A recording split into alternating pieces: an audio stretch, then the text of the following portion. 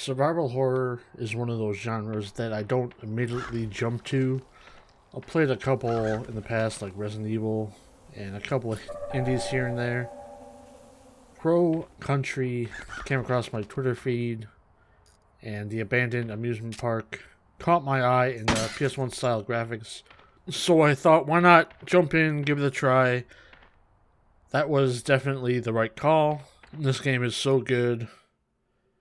With the atmosphere, story, monster, and amusement park design. Set in the year 1990, you play as Mara Forrest, who's trying to find Edward Crow and why his park, Crow Country, shut down. The park has three main areas: Fairy Tale Town, Haunted Hilltop, and Ocean Kingdom. There are also some staff and utility hallways. There's even an underground area. I wonder what's down there.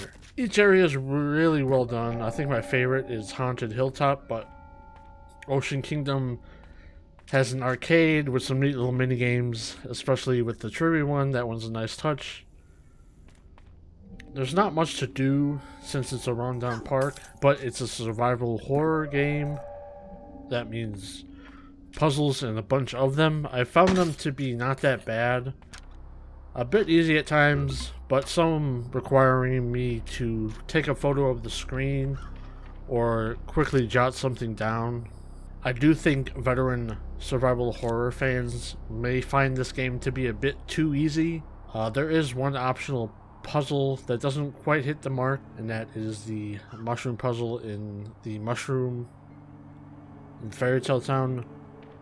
Spoiler alert if you don't want to hear me talk about it, so I'll put a timestamp on screen so you can skip to it if you don't want to be spoiled on a puzzle in this game. So when you enter the room and look around and read all the signage and talking to the Mushroom King, you'll most likely think you need to talk to him and decipher which ones are good and bad and avoid the bad mushrooms and just only eat the good mushrooms.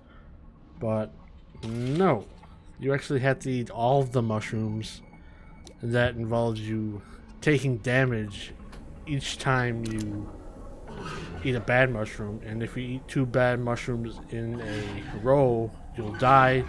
So what you have to do is like eat a mushroom, and if it's bad, you gotta heal.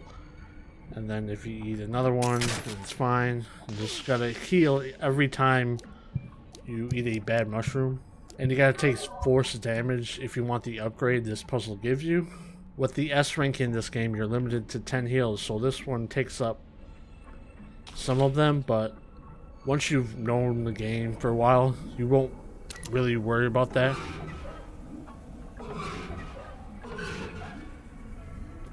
If you're going for the S rank, I would leave this towards the end of the run, just so you're not wasting heals on some other junk. Out of the spoiler zone now. We skipped ahead. Welcome back. One issue I had with this game at first was the combat. You'll still have to manually aim and shoot, so you gotta stand still and aim where the enemies are. And you actually do more damage the closer you are, so you're going to want to be not so far away because you're just going to be wasting ammo, but you don't want to be too close because there might be multiple enemies coming at you.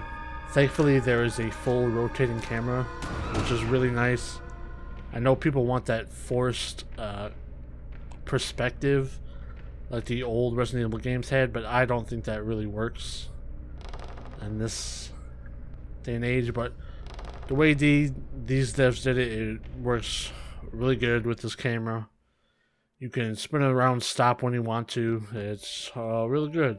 The more you play the game, the more of the hang you'll get of the combat, and you'll realize you don't have to kill every enemy.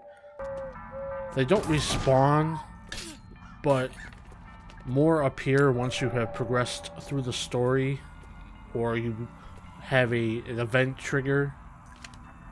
I think that's the better way to put it, and then more enemies will go into different areas. But when you kill them in that area, they'll stay dead until new ones appear. Funnily enough, the biggest damage dealers in this game for me was the pesky traps that were laid out and around the floor and the ceiling in some areas. Like there's poison traps, bear traps that if you're just running around, like backtracking, and you're just trying to get to place and you accidentally hit it, or you're just running and you don't realize there's a chandelier and you just tank the hit. Later on I was like, okay, I can slow down a bit and shoot them if I'm going for the S rank, which is what you gotta do.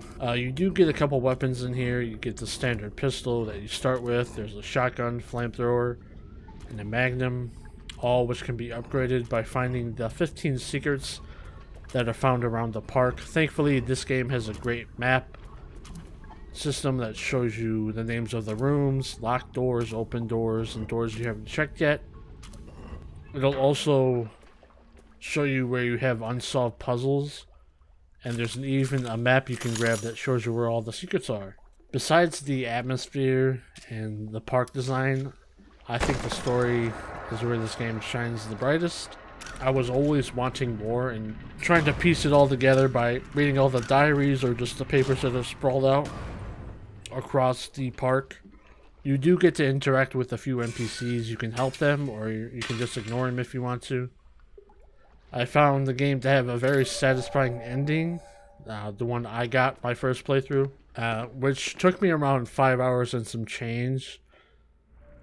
It'll fluctuate how stuck you get on the puzzles or in the combat.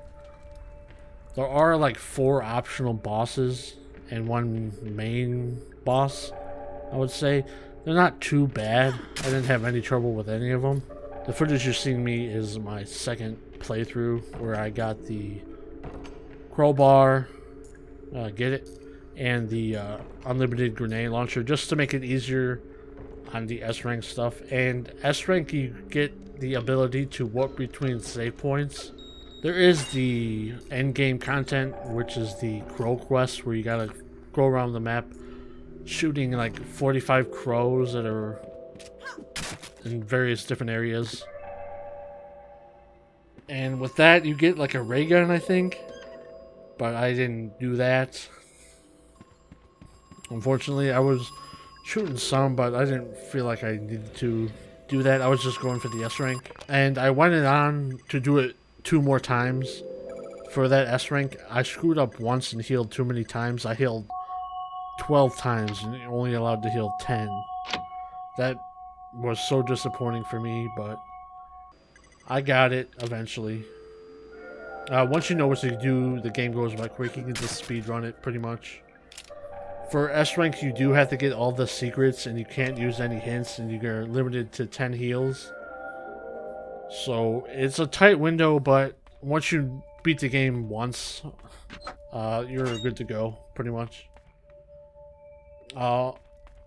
Crow Country also offers an exploration mode that takes out all the enemies, which is a great accessibility option for people that can't get the hang of the controls, or they just don't like combat in the game. They just want to solve some puzzles and go around an abandoned park.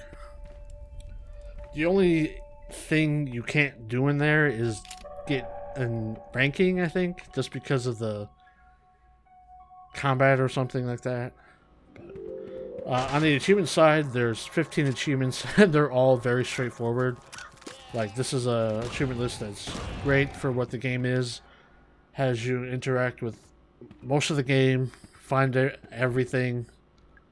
You can get them all in one go, but I would recommend 2 runs of the game, especially if you're just going for the achievements and you're just following a guide. This is $20, but it's well worth the price. I highly recommend this game. Just go play it, and I hope the devs find success with this game. It's pretty neat, and I really enjoyed my time with it. I'm glad I gave it a chance. Comment down below if you're going to play this, or if you want me to play another horror game, and I'll see you in the next video.